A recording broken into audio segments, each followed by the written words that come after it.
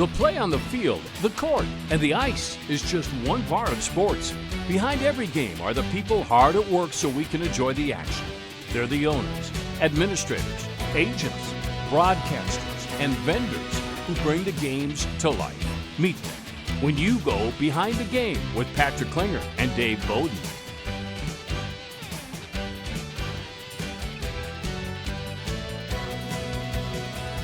Welcome to Behind the Game, presented by KLN Family Brands, makers of great products for people and pets, including the best licorice on the planet, Wiley Wallaby.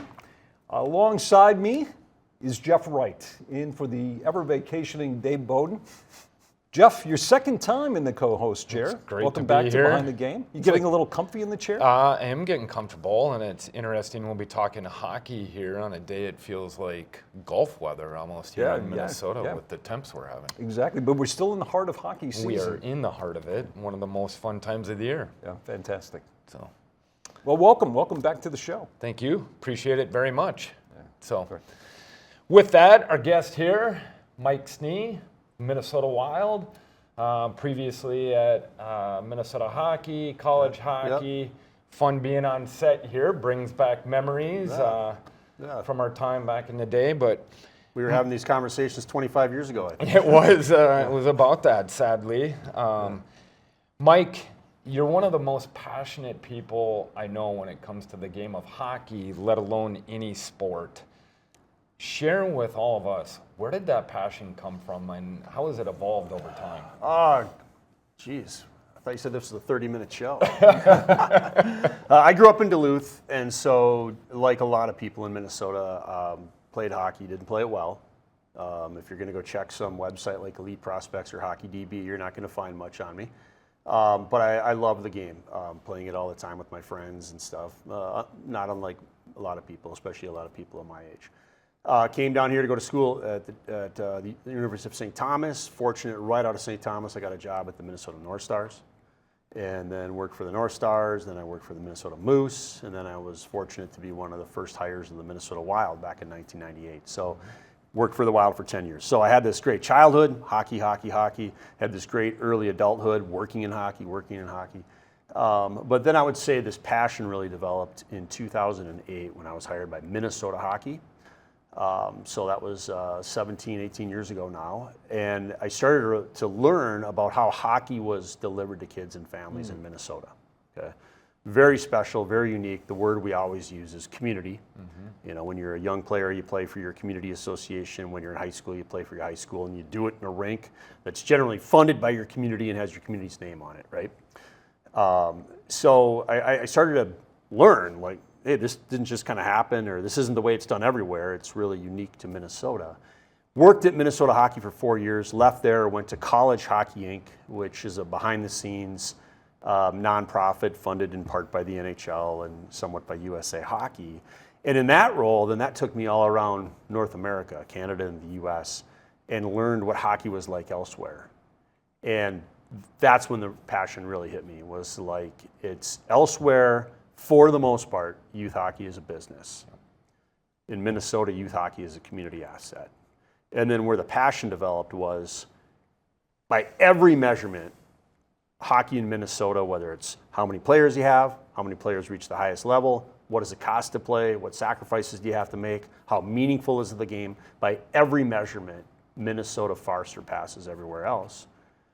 Yet we are becoming more like elsewhere. Elsewhere is not becoming like us. And so I would say that's the root of the passion, is seeing that this is something that if we take it for granted or don't do something about it, eventually we are going to be just like everywhere else, where youth hockey is a business. You don't play for a community, you play for a business. And by that I mean a club or an academy or a junior hockey team. It's not connected to your community. You're going to pay literally 5 to 10 times more what you pay here. Your life is going to be dictated by your hockey. You're going to be traveling everywhere. By everywhere, I mean like literally across the country and stuff. And we lose what I would say is such an important part of our state's identity, which is hockey. I mean, you just mentioned here that this is the best time of the year to be a hockey fan with all of these girls section high school games occurring right now, girls state tournament next week, boys section games coming up, boys high school tournament in a couple weeks, and then the youth state tournaments in about a month from now. I would argue that our state high school hockey tournaments is the most anticipated and important annual event in the state of Minnesota, with the exception of the state fair. It is a national holiday Yeah. in our household. It really is. The best day of the Yeah, year. it really is. So that's where the passion came from. It was just like everybody else, loved the game, didn't think much about it, didn't think, I grew up in Duluth, didn't think like, hey, how we play hockey here is different than how the rest of the world does it, right? Yeah. You know, hockey and Mike Snee are synonymous, right? And you spent your entire career, as you just shared, in hockey. But what brought you back to the Minnesota Wild specifically? A little side note, I do want to say I spent 2 years with the Timberwolves, and I got to call that out because the most known human in Minnesota is Jeff Munichke, and he was my boss there, and he was and is a great human, and so those were 2 important years to my life. So I did take a 2-year detour into basketball, so I worked for the Wild for 10 years, and then left for 16 or 17 years there, and then I came back. Because there was a new opportunity to work with both their foundation and the team. So my role is partly with the foundation, which is a separate entity from the team, and then the team itself, to put an increased focus on what the Wild do within community hockey.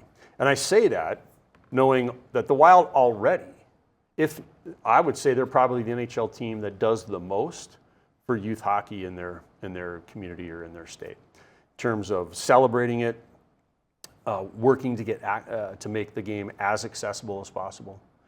But there was still more that could be done, and now today, probably not when they started 25 years ago, when youth sports wasn't this massive, lucrative industry that it is now. Yeah. Okay, but now we're 25 years into the Minnesota Wild, and there's this idea that how can we, and what I say is, how can we preserve, strengthen, and celebrate community hockey in Minnesota?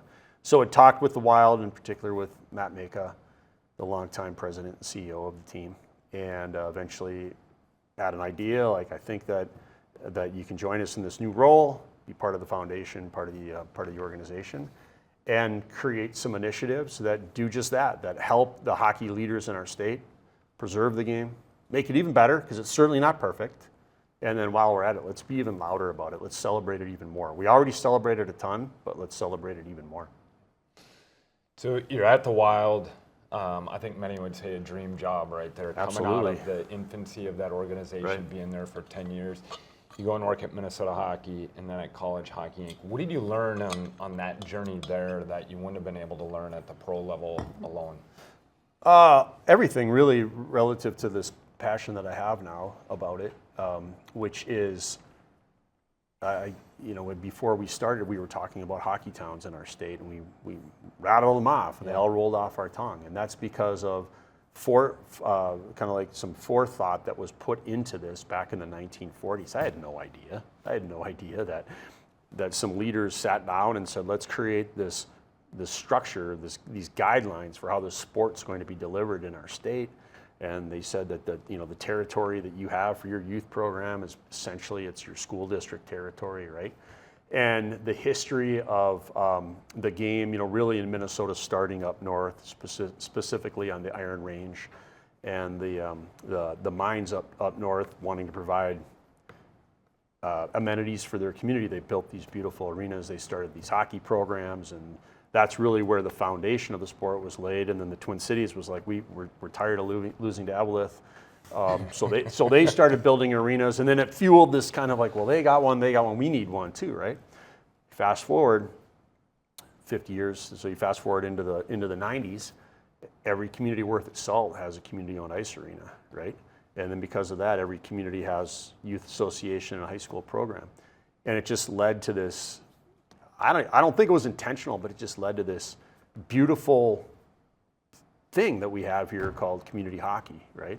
I would not have been able to say any of that or probably understand it if somebody else had said it when I was working at the Wild necessarily, right? Mm-hmm. And I would imagine a lot of people don't think about it why would they, right? Why would you sit and think like, wow, this is really special. This doesn't exist anywhere else. We might lose this, right? Yeah. So when I left the Wild, that's what was revealed to me, right? And then as I mentioned, and then what else my eyes opened was, we're moving in the wrong direction. We need to move in the other direction, right, to improve. So if I hadn't left the Wild, I don't think that would have ever dawned on me. Yeah. You've said we're moving in that direction a couple of times. Do you feel that there's a lot of inertia moving that way, that the work that's being done is having a hard time battling against that, or do you still think there's a lot of opportunity to? I absolutely think there's opportunity in Minnesota to keep the toothpaste in the tube or the genie in the bottle or whatever. What is that? Is that an idiom? Is that a Cliche. cliche? I don't know what it is. No, it's not a cliche. It's something. I don't know what it is. I would have known in 4th grade what that was, but I don't know what that is now. But anyway, only a little bit of our toothpaste is out of the tube. I'm generally an optimistic person, but I think in areas where maybe they once had this kind of community hockey and now it's all commercial hockey, I don't think they're going to get it back. I hope somebody proves me wrong, but there's too many people making money off of the way it is, right? I think what we have on our side, interestingly enough, is all of our communities that have hockey invest public money into their facilities. Okay, so statewide, we have about 275 indoor sheets of ice. Other than a couple, they're all somehow owned in a not-for-profit way, whether it's by a city, a county, a state, a school, a foundation, whatever it might be. And so those entities, by design, because of how they're funded, serve the community first. They serve the youth association. They serve the high school program. They don't leave a lot for somebody that wants to make a shift from community to commercial, right? Because that commercial entity is not the priority in the building.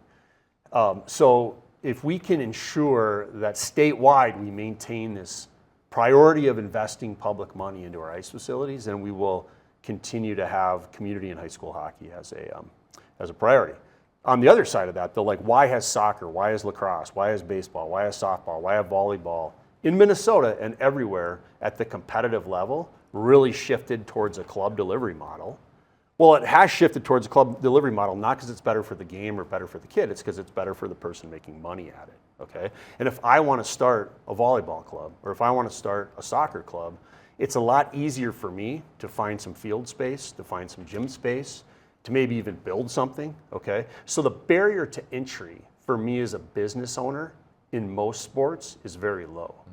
The barrier to entry for me in hockey in Minnesota, where I would have to go up against all of these publicly subsidized facilities, okay? Not to mention, it costs about $25 million to build an ice rink, keeps that away, okay? So to answer your question, if we can maintain our statewide culture of public investment in our ice rinks, then I absolutely am confident that we're going to keep most of that toothpaste in the tube. Fantastic.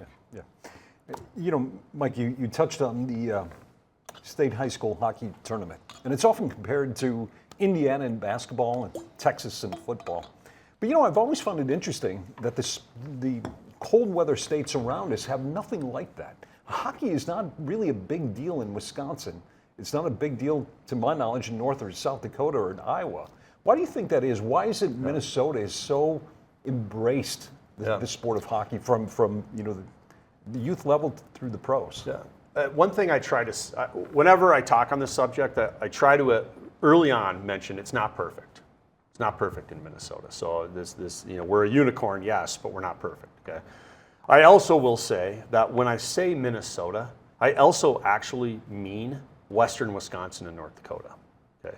If you live in Hudson, if you live in New Richmond, if you live in Superior, if you live in Grand Forks, you're probably playing for a community association. You're probably playing for a high school. You're probably playing in a rink that is funded by your community with the name on it. Okay. So I want to make sure that's called out because there's wonderful people in those communities making hockey affordable and accessible and meaningful.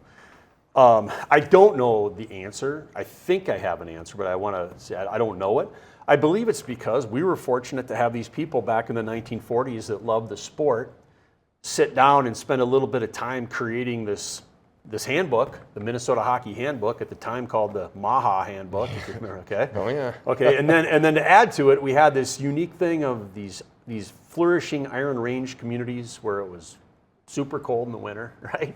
And then this nice, healthy metro area where we are right now.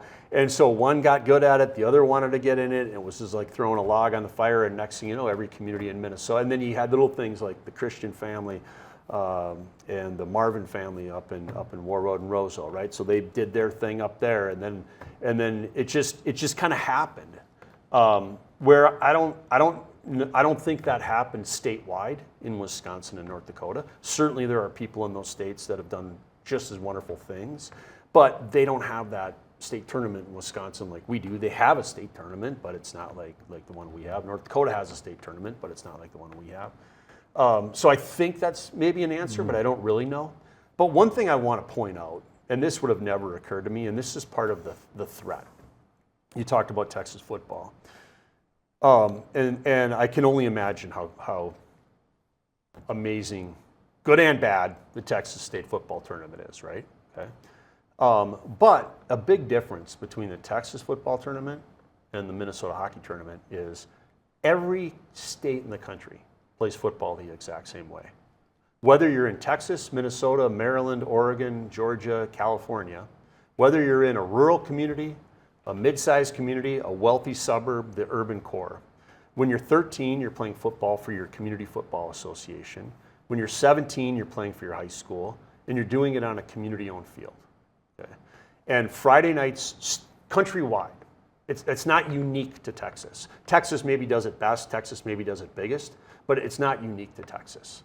So if you're a great football player in Texas, or Minnesota, or Maryland, you're not getting this pressure to leave high school football or to leave community football, because nowhere in the country, other than a couple of small slivers like IMG or something like that, is football a business. Okay? The people that make money at youth football is the guy that your dad hires to be your special quarterbacks coach, or the guy your dad hires to be your strength or nutrition. Okay? It's not the club football team. It's not the junior football team, the academy football team. It's not the privatized football field trying to get you to play 12 months of tackle football. Okay? So football is the way it is in the whole country. What makes Minnesota special to me is it's, for the most part, it's only like this here. But the challenge is, so our players that are great at hockey, their parents get so many contacts, phone calls, emails, texts, people coming up to them in the lobby at the hockey rink. Hey, your kid's pretty good. I think we got to get him out of this cute little community hockey. And I got this program down in, name the place, okay? We play year round, or we travel the country. We go to showcases, and all of these things that the statistics clearly show isn't going to either make your kid a better player or expose him to more college or pro scouts, okay? But that's how you make money at hockey. So one of the battles for Minnesota hockey that Texas football doesn't have is the rest of the country doesn't do it like we do it. And when that dawned on me about a decade ago, that was when I was like, we gotta do something about this, right? And so I have said it forever, and I still say it. Yeah, Indiana basketball, Texas football, and Minnesota hockey, but they're not really the same. And that's why I would say like the state tournament in Minnesota is a little more special and provincial, but special, because basketball is basketball everywhere. Indiana just kind of does it best. Football is football everywhere. Texas does it best, but what we have is so unique. Yeah. You've talked about the sport being accessible. As we think about access to the sport, I think there's a couple of things to look at, but what role do like the local volunteers and local rinks and associations play from keeping this sport accessible to kids? Yeah, and I think before answering that, you have to acknowledge this is not an accessible sport. Even in its most accessible form, it's not running based, okay? You play it on this crazy surface, right? There's equipment to beat the band, right? And some people don't even know where that equipment goes on the body, right? There's a perception of injury, okay? Whereas what I would say is like, we're a winter sport. So a parent with a 6-year-old, it's kind of hockey or basketball seems to be like, okay, well, basketball, well, you already have shoes, so I don't have to buy you one thing. Your facilities at the school we take you to every day, okay? You already know how to run, okay? So there's in its most accessible form, hockey has barriers. And I think what's happened elsewhere is because of that, then people are like, what the heck then? Just let's put a bunch of other unnecessary barriers on it, like nationwide travel and privatized club and take something that's already here and just make it here, right? Okay. What's happened in Minnesota because of the volunteers you mentioned, but also because of just the culture of community investment in the sport, for the most part, we haven't added any unnecessary barriers, so that I wish the barrier to entry was lower, but it's as low as it can possibly be for the most part in Minnesota, and especially in like non-metro towns that really are mindful of that. I was on the board of a community association for several years, and I was always the voice, like when the very well-intentioned parent would say, hey, why don't we get a third jersey to wear on Sundays? I would, that sounds fun, but do we really need to spend another $70 so that our 10-year-olds can have a third jersey? You know, so those are the kind of like unnecessary barriers that seem to find its way in Minnesota, and so on. So I think just our structure, our localized view of it, I know this is going to air at a different time, but Brock Nelson scores 2 goals yesterday. And he's from War Road, and War Road is just opening, get this, a town of 1,700 people. They're opening their 3rd sheet of indoor ice, all of them public. All of them, none of them not for profit. Okay, talk about, and I love War Road. War Road's not the only community like that, but that's where Brock's from. There are so many people in War Road, both alive today and people that came before the people today, where it's like their life mission is to get as many kids in that community playing hockey as possible. And every now and again, a Brock Nelson or a G.G. Marvin comes out of it, but so do a lot of kids that never learn how to cross over both ways, right? Okay, they just create a culture of hockey. And then War Road does that. Well, Roseau, Thief River Falls, Hermantown, Delano, Laverne, all these other communities say, like, we want to have that too. So I don't know if they would say, we're making hockey as accessible as possible, but that's what they're doing. Starting to think he's from War Road, not Duluth. For those of us from Winona, we just invested a whole bunch of money and time on telling Winona's story, right? Right, Patrick? Mike, the Minnesota Wild Foundation recently undertook a new initiative called Skated Forward. Can you share, really what Skated Forward is all about and what it attempts to accomplish? Sure. So the Wild Foundation itself has been around for a long time, nearly 2 decades. For the most part, since it's not quite since its inception, but for a long time, it's been run by Rachel Schultz. She's done a spectacular job with our foundation, mostly focused on either children's health initiatives or youth hockey initiatives.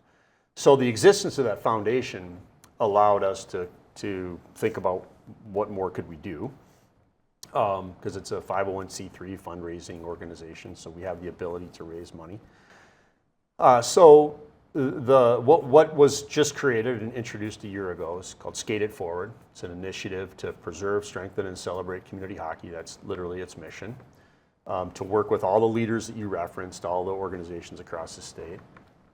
To make sure we don't lose what we have, let's make it better while we're doing it. Let's be even louder about it than we are. Let's have even more fun with it than we are. So we will even increase our focus, and like I said, we have been focusing on youth hockey since day one. We're going to focus even more on youth hockey, and in particular, our goal is to get as many kids playing the game as possible. A lot already do, but there are many that don't. Okay? And if we're going to grow the sport, we're not going to find kids from hardcore hockey families that aren't yet playing hockey. We have all of those kids. What we need to do is appeal to the kid of the parent who's like, that sport looks kind of fun, but it intimidates me. So they're intrigued, but not fully. We need to figure out, okay, how can we give those families just that little extra push that's necessary for them to get into the game, to get their kid into the game. The research strongly shows that hockey's challenge in terms of growing it from a kid access standpoint is getting a kid to try it. Once a kid tries it, retention is much less of a hockey issue than you find within other sports. So like other sports, basketball or soccer, for example, and I'm certainly not ripping on those sports. I like those sports, but it's not hard to get a kid to play soccer, right? I think pretty much 90% of kids in America probably at some point play one season of soccer. And I would bet 100% of kids in the country have shot a basketball before, right? So their challenge is not sampling it, trying it. That is our challenge. So what we want to do through Skate It Forward is work with the infrastructure of hockey throughout the state, all of the communities. How can we get just a few more kids in every community every year to play hockey? Just a few more every year. So one, if we do that, the obvious thing is, okay, hockey continues to grow. The less obvious thing that's accomplished is this culture that we have of investing public money in our ice arenas will continue. Because if, name the city, Forest Lake, Cloquet, Blaine, Winona, Delano, if it's like, gosh, more kids are playing hockey this year than last year, and we're gonna have more sign up next year, man, we better invest that money in either remodeling our arena, or adding a sheet, or just building a new arena, or building a covered refrigerated outdoor rink, right? So really it's to take advantage of the Wild being probably the loudest, most impactful hockey entity in the state of Minnesota. The fact that we have such a well-run legacy foundation, and work with this infrastructure in the state to do just a little more to preserve, strengthen, and celebrate community hockey in Minnesota. Very cool. What a neat program you guys are doing there. Who ultimately benefits from it? Is it the local town? Is it the association? And how might they partake in what Skate It Forward has going on? We're right in the middle right now of our grant application process. So, we're limited. The impact we can make is mostly limited to how much money we can raise, and then therefore how much money that we can distribute via grants to community associations, primarily community associations. They have to be a 501c3, so I don't want to limit it to community associations, but that's really where the bulk of it's going to come from. We have criteria. To summarize it in one sentence, it's how are you helping make the game more affordable, more accessible? How are you helping grow the game? And really focused on the 8 and under age level. Getting kids, when they haven't yet chosen their winter sport, that their winter sport is hockey. So the associations would benefit from a financial grant, but then also we do some other things. We bring the groups together. We certainly work closely with Minnesota Hockey, which is a wonderful entity. So all of these groups already are doing such a good job in getting as many kids to play hockey as possible, but it's kind of that, again, I don't know, I would have known what this is called in 4th grade, but when you tell somebody, hey, raise your hand, okay, and I'll raise it a little higher, and everybody can raise it a little higher. So we're already doing so much, but we can all do a little bit more. Again, just to get, if every community next year has 3 more kids play hockey than they had this year, collectively, that's super impactful. And then if we do that again the next year, and so on. So you can see where it can go in that direction. And if we do that, keep our rinks publicly funded and not-for-profit and around with their mission to serve the community, then we will preserve community hockey. We'll make it even better, and then we just have to keep talking about it. Yeah. Awesome. Fantastic. We're down to the last minute. It's been a fast conversation. Yeah. 5 years from now, what does success look like for Skate It Forward? That community hockey is not only still here, but in an even better spot than it is today. Yeah. Which means more kids are playing hockey, and we've got community-owned rinks everywhere, and we got a few more that are under construction and a couple that are being proposed. Yeah, fantastic. Mike Snee, thank you for joining us on thank Behind you. the Game. Really appreciate it. Yeah, you're doing great work. I appreciate that. Thank you. We wish you. And if you don't mind, I wanted to thank the Minnesota Wild. They have a vision. Without their support, obviously, this wouldn't be happening. And Tria Orthopedics is a big supporter of Skate It Forward as well. Yeah, cool. The corporations in the state have really gotten behind the game as well. They understand that it's part of the fabric of life in Minnesota. Right. So thank you for being on Behind the Game. We really appreciate it. Jeff, hey, great having you back on the show again. Dave Bowden might be out of a job. All right. Let's not get carried away, but I appreciate the opportunity, so terrific. Thank you. Yeah, and thank all of you for watching Behind the Game, presented by KLN Family Brands. We'll see you again next month.